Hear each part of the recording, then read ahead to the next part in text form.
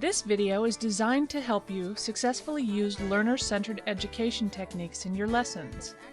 Scenes from nutrition education classes will show you how learner-centered education works in a group setting. Learner-centered education is an interactive way of teaching that focuses on the needs and interests of the learner. In learner-centered education, the learners identify what they want to learn about the topic and actively participate in the lesson. The educator facilitates the learning process. One of our educators, Gina, explains why learner-centered education works so well with her participants. It creates community, and this population, that's what they do when they're seeking out information. Most agencies create community and create not just a one-person teaching, but a reciprocal teaching and learning situation. And I think that's the way this population learns and takes action on what they've learned the best. Learner-centered education is based on 4 principles.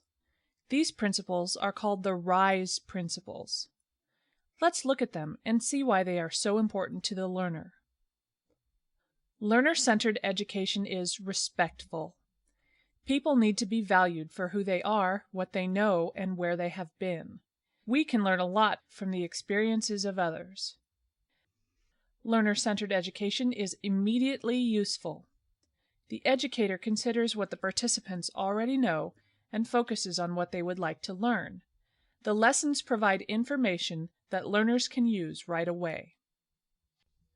Learner-centered education is safe. People are more open to learn in a classroom where they feel comfortable and free to ask questions and share their views. Learner-centered education is engaging. Participants are involved in the learning process. The hands-on activities are fun and the environment is friendly. Smiles, laughter, and questions let you know that your learners are engaged. These principles are an essential part of the learner-centered approach. It is important to apply them as you plan and deliver the lesson. Let's begin by planning for the lesson. A great deal of time will be spent in this phase. It assures that you will be prepared and ready to go on the day of the class. Our first step is to find out about your learners ahead of time. Here are some of the things Gina learned about her learners before class. The focus here is the Learning Center, mainly to get people prepared for their GEDs, possibly to get off of AFDC, so they're moving off of welfare. They're making some huge life changes, both physically and emotionally. Here are some ways to find out about your learners' needs before setting foot in the classroom. When working with adults, ask the agency director about their clients and what they want to learn. Go to the agency website to find out more about the population they serve. Visit the Community Resource Center that serves your learners. Some of our most effective nutrition educators say that these are the best ways to assess your adult learners' needs ahead of time. When working with schools, ask the teacher or principal about the school's needs. Ask the parents about their children's needs. Check the school district or Department of Education websites. These sites often provide helpful information, such as the number of students receiving reduced-cost lunch or other special nutrition projects in the school. When working with both of these groups, remember to put yourself in the place of your learners. I kind of come up with a plan, and then I think of how would I do it professionally, and then how would I do it if I was just in a class with them, if I was learning right along with them. It is also important to know the place where you plan to teach. Visit the location in advance. During your visit, take note of the following. What is the room like? Can the furniture be rearranged? How good is the lighting? Is there a safe place to prepare food?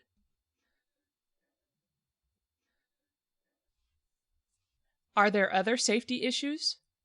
The more you know about the location, the better prepared you will be on the day of the lesson.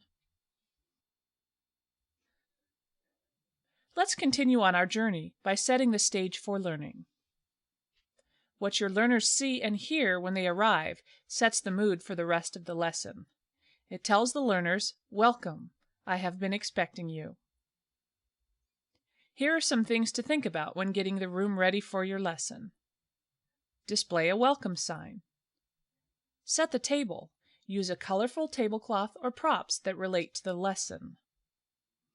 Arrange the furniture so the learners sit in a U shape. My name's Jenny. Play music as your learners enter the room. Have all of your materials prepared and ready to go before class. When the learners arrive, remember to give them a warm welcome and greet them by name. Good. Jenny. Renee. Renee. Nice to meet you, Renee. Now you are ready to deliver the lesson. Here are some techniques you can use to establish a safe learning environment in your classroom. Set ground rules. This is a good way to start the lesson. It lets the learners know what behavior is acceptable during the lesson. Let's see how Jenny uses ground rules with her class. Okay, so what we're going to do now is we're going to do an activity. And what I want you guys to remember as we're doing this activity is the ground rules that we established last time that we met. Okay, so we've already established our ground rules, which are be respectful, one person speaks at a time, what's said here stays here, and take care of yourself. So keep these things in mind as we go through this activity. Okay, so what I want you to do, anchor the topic to the learners' lives. You can do this by using a warm-up activity. Let's see an example. So, when you think of nutrition, what comes to mind for you? I'm Pam. I have 2 kids. My daughter's 14, my son's 16, and they don't like vegetables or fruit because I never gave it to them when they were little. I don't know, once in a while we have a can of corn or something, but it just wasn't, we were like fast food junkies. When they were growing up, I was always in a hurry. So now I'm trying to get them to, try stuff. Ask the learners what they want to know about the topic. Be ready to tailor the lesson to meet the group's needs. But now we'll get to the part to what do you want to know? What is it that you want to know about nutrition or physical activity? What would you like to get out of these classes today? What really is considered a balanced meal? Okay, what is a balanced meal? Once you have established a safe environment and anchored your learners, you can challenge them to share what they know and to fully participate in the lesson. Asking open-ended questions is a technique you can use to maintain safety and participation as you lead the lesson. Learners are more inclined to answer open questions since they have no right or wrong answer. Let's see an example of using an open question. Now, how could you involve your children in this? What would you like to do with your child? What kind of jobs could children do? They can put the vegetables in after they've already been chopped. Depending on the child's age, you can even let them chop them. Or they could do the mixing. Remember to pause after asking the open question and wait for a response. This allows the learners time to process what they have been asked and respond. Keeping on track with the lesson is not easy. As you encourage discussion, your learners often share thoughts that take the group off track. The technique, affirm, add, and move on can be used to get the class back on track with a lesson. Let's see how Jenny skillfully uses this technique. and we're going to talk a little bit about whole grains today. Okay, does anybody have any questions before we move on? Yes. I just saw something on TV about the Honey Nut Cheerios being whole grain now. Does that mean that it's good for you and I should buy that instead of the regular one? Okay, what we're going to do today is we're going to look at label reading and how label reading can be a tool to identifying what are good choices from the grains groups. I think this is exactly what you're talking about, where it says whole grains. So we're going to look at this and see what this means, okay? But we're going to get a chance to do that in depth in just a few moments, okay? People learn the most when they take an active part in the learning. Give your learners hands-on activities to apply the new skills they have learned in the lesson. Some examples of effective learn and apply activities are working in pairs, small group discussion, Okay, are games. you guys ready? Are you just about done? Almost. Okay. Does anybody need any help or? food demonstration. Do you want to open these? Practicing new skills in class makes it more likely that your learners go home and apply what they have learned to their lives.